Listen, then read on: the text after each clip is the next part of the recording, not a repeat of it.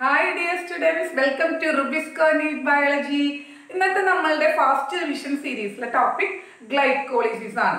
അപ്പോൾ ഗ്ലൈക്കോളിസിസ് എന്ന് കേൾക്കുമ്പോൾ ഒറ്റയടിക്ക് കേൾക്കുമ്പോൾ ഭയങ്കര സിമ്പിൾ ആയിട്ട് തോന്നും അല്ലേ? ആ ഗ്ലൂക്കോസ് 2 പൈറുവിക് ആസിഡ് ആയിട്ട് മാറുന്നു.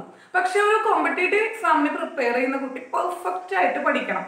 ഓരോ ഫാക്റ്റുകളും നമ്മൾ അറിയേണ്ടതുണ്ട്. അപ്പൊ ഗ്ലൈക്കോളിസിസിൽ തന്നെ 3 ഫേസുകൾ ഉണ്ട്. ഒരു സ്റ്റാർട്ടിംഗ് ഫേസ് ഉണ്ട്, പ്രൈമിംഗ് ഫേസ് എന്നൊക്കെ പറയും. സ്റ്റാർട്ടിംഗ് ഫേസ് എന്ന് പറഞ്ഞാൽ ATP ഇവിടെ യൂസ് ചെയ്യുകയാണ്. എന്നാൽ ലക്ഷ്യം എന്താ? ഗ്ലൈക്കോളിസിസിന്റെ ATP ഉണ്ടാക്കലാണ് അല്ലെ? പക്ഷെ സ്റ്റാർട്ടിങ്ങിൽ തന്നെ ഫ്ലോപ്പ് ആണ്. പിന്നീട് അവിടെ ഒരു സ്പ്ലിറ്റിംഗ് ഫേസ് വരുന്നുണ്ട്. 6 കാർബൺ ആറ്റം ബ്രേക്ക് ചെയ്യുമ്പോഴാണ് ഒരു ടേണിംഗ് പോയിന്റ് ഉണ്ടാകുന്നത്. അങ്ങനെ ഒരു ഫേസ് ഉണ്ട്. മൂന്നാമതായിട്ടാണ് കൺസർവേഷൻ ഫേസ്, എനർജി ഉണ്ടാക്കുന്ന ഫേസ് വരുന്നത്. അപ്പൊ അതൊക്കെ നമുക്ക് ഭംഗിയായിട്ട് പഠിക്കണം. സോ ക്ലാസ്സിന് പോണേക്കാൻ മുമ്പ് നിങ്ങളോടൊരു കാര്യം പറയാം. സോ നിങ്ങൾ ഈ വാച്ച് ചെയ്യുന്ന എല്ലാ സ്റ്റുഡൻസും നിങ്ങളുടെ ഫ്രണ്ട്സിനും നമ്മളുടെ ചാനൽ പരിചയപ്പെടുത്തി കൊടുക്കണം. അവരോടൊക്കെ സബ്സ്ക്രൈബ് ചെയ്യാൻ പറയണം. സോ നമുക്ക് കൂടുതൽ വീഡിയോസ് ഇടാൻ പറ്റും. തീർച്ചയായിട്ടും നിങ്ങളുടെ പോസിറ്റീവ് കമന്റ്സ് തന്നെയാണ് ടീച്ചറുടെ മുന്നോട്ടുള്ള യാത്രയ്ക്ക് ഊർജം പകരുന്നത്.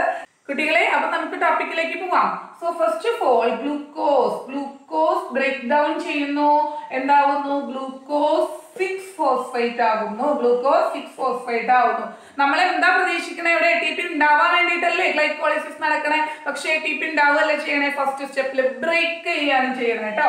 സോ ATP ബ്രേക്ക് ചെയ്തിട്ട് അവിടെ ഇനോർഗാനിക് ഫോസ്ഫേറ്റ് റിലീസ് ചെയ്യും. അപ്പൊ ATP ആരായി മാറും? ADP ആയി മാറും. ആ ഫോസ്ഫേറ്റ് ആരാ എടുത്തത്? ഗ്ലൂക്കോസ് 6-ഫോസ്ഫേറ്റ് ആണ്. ടീച്ചർ ഏറോട്ടേക്ക് ശ്രദ്ധിച്ചോ? ഇത് ഇറിവേഴ്സിബിൾ പ്രോസസ് ആണ് കേട്ടോ.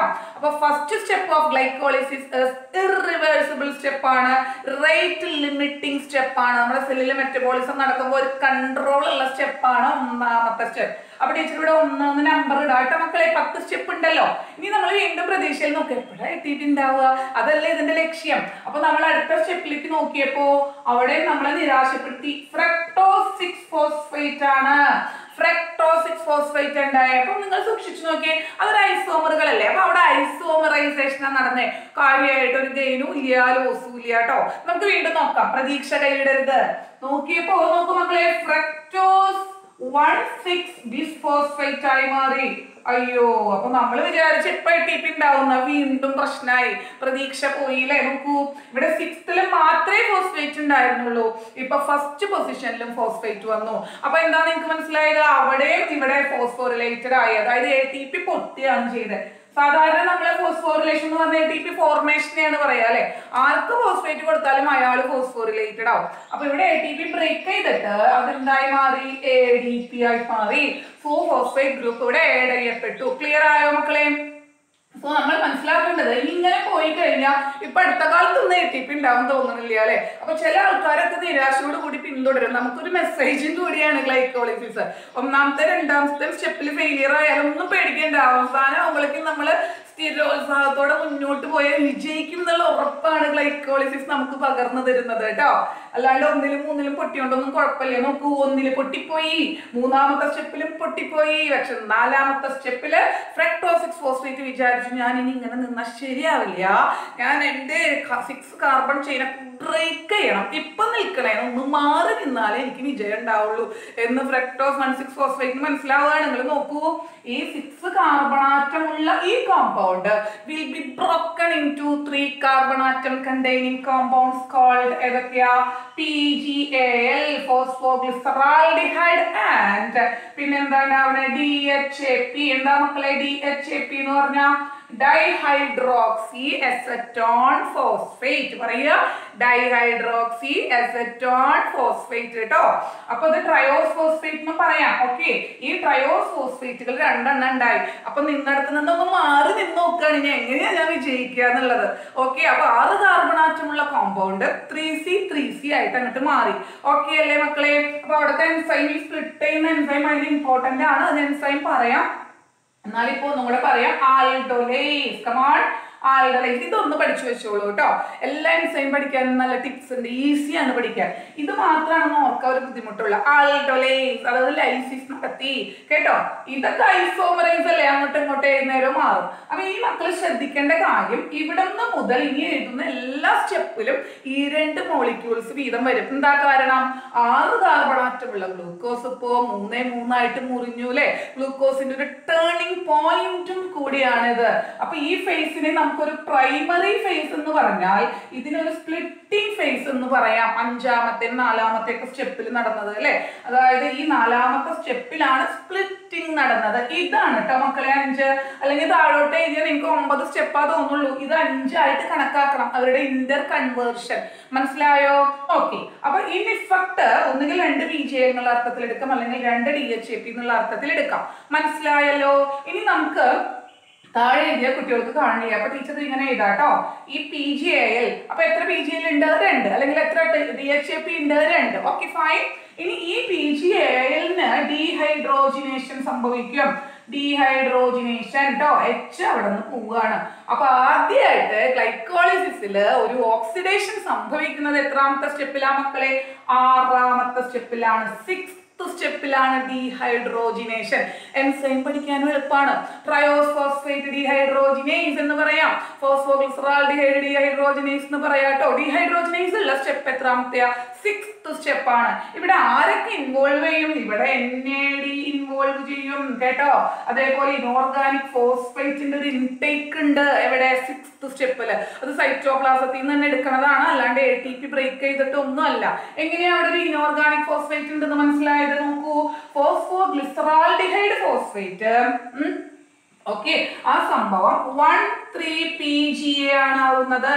അതായത് 1,3-bis-phosphoglyceric acid 1,3-bis-phosphoglyceric acid ആയി മാറും. സത്യത്തിൽ ഇവിടെ ഫോസ്ഫോഗ്ലിസറാൾഡിഹൈഡിൽ ഒരു ഫോസ്ഫേറ്റ് മാത്രമേ ഉണ്ടായുള്ളൂ. ഇപ്പൊ 2 പൊസിഷനിലും ഉണ്ട്. മനസ്സിലായോ മക്കളെ? 1ലും കൂടെ വന്നു. അപ്പൊ അവിടെ ഒരു ഫോസ്ഫേറ്റ് എടുത്തിട്ടുണ്ടെന്നല്ലേ അർത്ഥം. അത് സൈറ്റോപ്ലാസത്തിൽ നിന്ന് ഒരു ഓർഗാനിക് ഫോസ്ഫേറ്റ് എടുക്കുന്നതാണ് കേട്ടോ. അപ്പൊ മക്കൾക്ക് എന്താ മനസ്സിലായി?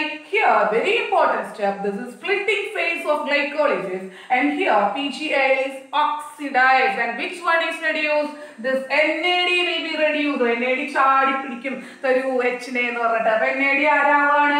NADH. High energy rich compound ആണ് NADH കേട്ടോ. ഈ NADH is equal to 3 ATP എന്നാണ് നിങ്ങൾ +2 ലെവലിൽ പഠിക്കുക. ഹയർ ലെവലിലും MBBS-നൊക്കെ നിങ്ങൾ അത് പഠിക്കുക. NADH is equal to 2.5 ATP എന്നാണ്. 2.5 ATP എന്നാണ്. അത് അതിന്റെ ഡെൽറ്റ കലോറി ഒക്കെ വെച്ച് പറയും. നമുക്ക് പിന്നീട് സംസാരിക്കാം ഇലക്ട്രോൺ ട്രാൻസ്പോർട്ട് പറയുമ്പോൾ. അപ്പോൾ ഞാൻ പറയുന്നതാണ്. Okay, so normally you learn NADH is equal to 3 ATP. മക്കളെ, ഈ NADH ഇപ്പൊ തന്നെ ATP ആയി മാറോ? ഇല്ല, ഇത് നമ്മുടെ സ്വപ്നമാണ്, പ്രതീക്ഷയാണ്. എന്ത് സ്വപ്നം? NADH നെ ATP ആക്കി മാറ്റാൻ പറ്റട്ടോ. അപ്പൊ ഇത്ര നേരമായിട്ട് ഗ്ലൈക്കോളിസിസിൽ ഒരു എനർജി റിച്ച് കോമ്പൗണ്ട് ഉണ്ടായിട്ടില്ലല്ലോ. 1ൽ പൊട്ടി, 3ൽ പൊട്ടി, അകത്തകർന്ന് നിൽക്കുകയാണ്. അങ്ങനെയാണ് ആ ഫോസ്ഫോഗ്ലിസറാൾഡിഹൈഡും PGAL DHAP ആയിട്ട് മാറിയത് അല്ലെ മക്കളെ? അവിടെ നിന്നാണ് നല്ല തുടക്കം. കണ്ടോ? അതങ്ങോട്ട് മാറിയോട് കൂടി നമ്മളുടെ സ്റ്റൈൽ അങ്ങോട്ട് മാറിയോട് കൂടി വെച്ചടി കയറ്റാണ്. 6ാമത്തെ സ്റ്റെപ്പില് NADH ഫോം ചെയ്തേ. NADH എന്ന് വെച്ചാൽ എന്താ? 3 ATPക്ക് തുല്യമായ എനർജി റിച്ച് കോമ്പൗണ്ട് ആണ്. ഇപ്പൊ മക്കൾക്ക് മനസ്സിലാവുന്നുണ്ടോ? ഓക്കെ, സോ NADH ഉണ്ടായി. ഇനി നോക്കിക്കോളൂ, 1,3-BPGA. അടുത്ത സ്റ്റെപ്പിൽ എന്താവണേ? 3-PGA, 3-phosphoglyceric acid. എത്ര മോളിക്യൂൾസ് ഉണ്ടാവും? ഇവിടെ ഉള്ളെങ്കിൽ എല്ലാം 2 മോളിക്യൂൾ വീതാന്ന് ടീച്ചർ പറഞ്ഞിട്ടുണ്ട് കേട്ടോ. എന്താ കാരണം? ഇത് 2ആയി മാറിയല്ലോ. അപ്പൊ ഒരു 1,3-BPGA, ഒരു 3-PGA ആവുമ്പോൾ ഒരു ATP ഉണ്ടാവും. എന്തുണ്ടാവും? ഒരു ATP ഉണ്ടാവും. അപ്പൊ 2 എണ്ണാവുമ്പോഴോ 2 ATP ഉണ്ടാവും. ഇപ്പൊ മനസ്സിലായോ? എന്താ കാരണം? ഇവിടെ 1ലെ ഫോസ്ഫേറ്റ് പോയി. ആ ഫോസ്ഫേറ്റ് റിലീസ് ചെയ്തതും നോക്കൂ, ഈ സബ്സ്ട്രേറ്റ് P-നെ റിലീസ് ചെയ്തു. അപ്പൊ സബ്സ്ട്രേറ്റ് ലെവൽ ഫോസ്ഫോറിലേഷൻ ആണ്. സബ്സ്ട്രേറ്റ് P കൊടുത്തപ്പോ ADP വാങ്ങിച്ചു. അപ്പൊ ATP ഉണ്ടായി. അപ്പൊ ATPക്ക് P-നെ കിട്ടിയത് എവിടെന്നാ? ADPക്ക് ഒരു സബ്സ്ട്രേറ്റിൽ നിന്നാണ്. ഇതിനെയാണ് നമ്മൾ സബ്സ്ട്രേറ്റ് ലെവൽ ഫോസ്ഫോറിലേഷൻ എന്ന് പറയുക. പറയൂ, സബ്സ്ട്രേറ്റ് ലെവൽ ഫോസ്ഫോറിലേഷൻ. അപ്പൊ ഗ്ലൈക്കോളിസിസ് ഉണ്ടായിട്ട് ഇത്ര നേരമായിട്ട് ആദ്യമായിട്ടാണ് ഒരു ATP ഡയറക്റ്റ് ആയിട്ട് ഉണ്ടാകുന്നത് നിങ്ങൾ കണ്ടത്. ഏത് സ്റ്റെപ്പിലാ? 7th സ്റ്റെപ്പില്.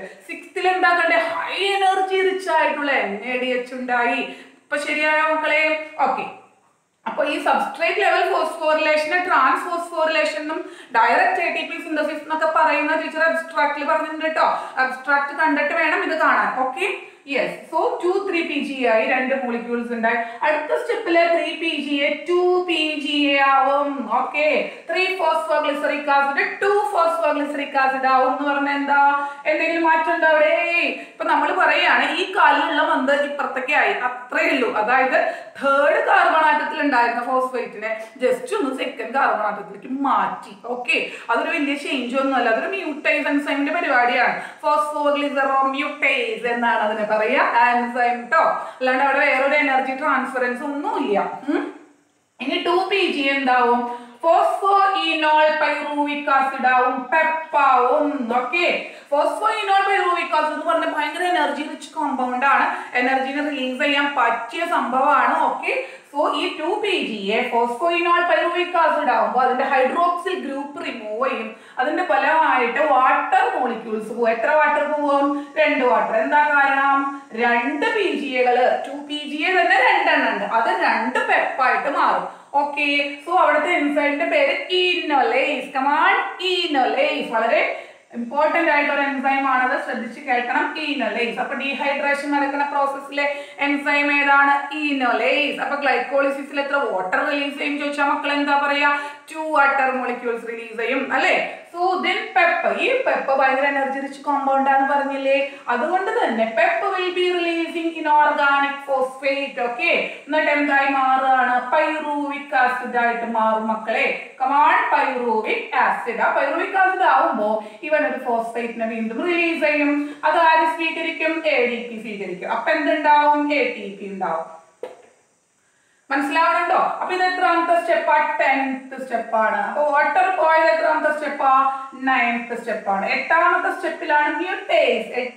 മ്യൂട്ടേസ് ഓക്കെ 7 നമ്മൾ ഒരിക്കലും മറക്കാൻ പാടില്ലാത്ത സ്റ്റെപ്പ് ആദ്യമായിട്ട് ഗ്ലൈക്കോളിസിസിൽ ഡയറക്റ്റ് ആയിട്ട് ATP ഉണ്ടായ സ്റ്റെപ്പ് അത് 7 മക്കളെ ഓക്കെ അപ്പൊ നമുക്ക് ഒന്ന് ഈസി ആയിട്ട് എങ്ങനെ മറക്കാം ഇപ്പൊ എന്തോ പുക പോലെ തോന്നണ്ട ഒന്നുമില്ല കേട്ടോ ഗ്ലൈക്കോളിസിസിൽ 10 സ്റ്റെപ്പാണ് അതിൽ 1ലും 3ലും പൊട്ടിപ്പോയി ആര് പൊട്ടി ATP പൊട്ടി 7ലും 10ലും ഉണ്ടായി എന്തുണ്ടായി ATP ഉണ്ടായി so you could see breaking and making of ATP in first and third step breaking of ATP 7th and 10th step direct making of ATP clear and 6th step മറക്കരുത് NADH ഭയങ്കര energy rich compound ഉണ്ടായതാണ് അല്ലേ അപ്പൊ 6 7 10 ഈ step നിർബന്ധമായിട്ട് ഓർക്കണം 9th സ്റ്റെപ്പിന്റെ പ്രത്യേകത എന്താണ് 9th സ്റ്റെപ്പിൽ ഡീഹൈഡ്രേഷൻ ആണ് ഓക്കെ അതേപോലെ നിങ്ങൾ വേഗം ഓർക്കാൻ ശ്രദ്ധിക്കേണ്ടത് ഹെക്സോകൈനേസ് എൻസൈം ഈ ATP ഉണ്ടാവുന്നിടത്തും ATP പൊട്ടുന്നിടത്തും ഒക്കെ കൈനേസ് ആക്ടിവിറ്റി ഉണ്ടാവും കേട്ടോ അവിടെ മെഗ്നീഷ്യം Mg2+ ആണ് അവിടത്തെ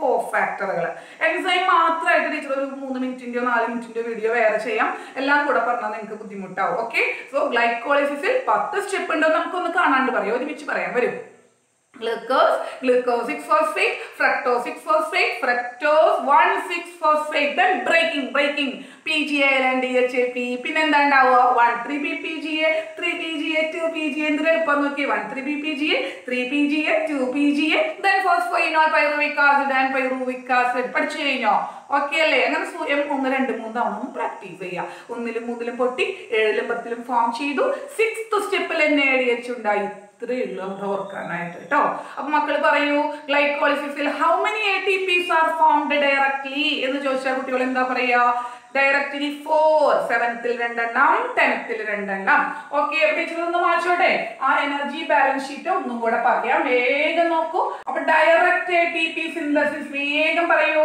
7th and 10th സ്റ്റെപ്പിൽ എത്ര എണ്ണം ഇതാ 2 എണ്ണം ഇതാണ് 2 each ആയതുകൊണ്ട് നമുക്ക് അവിടെ 4 ATP എന്ന് വേഗം എഴുതട്ടെ ടീച്ചർ ഓക്കെ 4 ATP ഇനി ഇൻഡയറക്റ്റ് ആയിട്ട് NADH ഉണ്ടായിട്ടുണ്ട് അത് ഇനി ഇലക്ട്രോൺ ട്രാൻസ്പോർട്ട് ചെയിനിലേക്കൊക്കെ പോകണം ഷട്ടിൽ ട്രാൻസ്പോർട്ട് എന്ന് പറയൂ കേട്ടോ കാരണം ഇത് നടക്കുന്നത് എവിടെയാ സൈറ്റോപ്ലാസത്തിൽ so it has to be brought to mitochondria for the oxidation complete oxidation using oxygen അത് ഇലക്ട്രോൺ ട്രാൻസ്പോർട്ട് വഴി മാത്രമാണ് NADH-നെ ATP ആക്കാൻ പറ്റുള്ളൂ ക്ലിയർ ആയില്ലേ that is oxidative phosphorylation അപ്പോൾ ഗ്ലൈക്കോളിസിസിൽ NADH ഉണ്ടായി എന്നല്ലാണ്ട് NADH ഒന്നും സംഭവിക്കുന്നില്ല അത് നമുക്ക് എയറോബിക് റെസ്പിറേഷനിൽ അതിന്റെ ഫേറ്റ് പറയാം ഓക്കെ സോ NADH എത്ര എണ്ണം ഉണ്ടായി? 2 എണ്ണം ഉണ്ടായി. That will be equal to 6 ATP. Clear ആയില്ലേ? അപ്പൊ ടോട്ടൽ എത്ര ATP ഉണ്ടാവാം? 10 ATP ക്കുള്ള സ്കോപ്പ് ഉണ്ട് ഗ്ലൈക്കോളിസിസിൽ. ക്ലിയർ ആയോ? ഇനി അതിന്റെ നെറ്റ് ഗെയിൻ ചോദിക്കാന്ന് വിചാരിക്കാം. അപ്പൊ നെറ്റ് ഗെയിൻ ചോദിക്കുമ്പോ എന്ത് നെറ്റ് ചോദിച്ചാലും നമ്മൾ ചെലവ് കുറയ്ക്കണം അല്ലേ? ചെലവ് കുറയ്ക്കുമ്പോ 10 ATP ഫസ്റ്റിലും തേർഡിലും ഓരോന്ന് വീതം പോയില്ല, അവിടെ ഓരോന്നേ പോയിട്ടുള്ളൂ കേട്ടോ. അപ്പൊ 10 - 2 that is 8 ATP. ക്ലിയർ ആയോ മക്കളെ?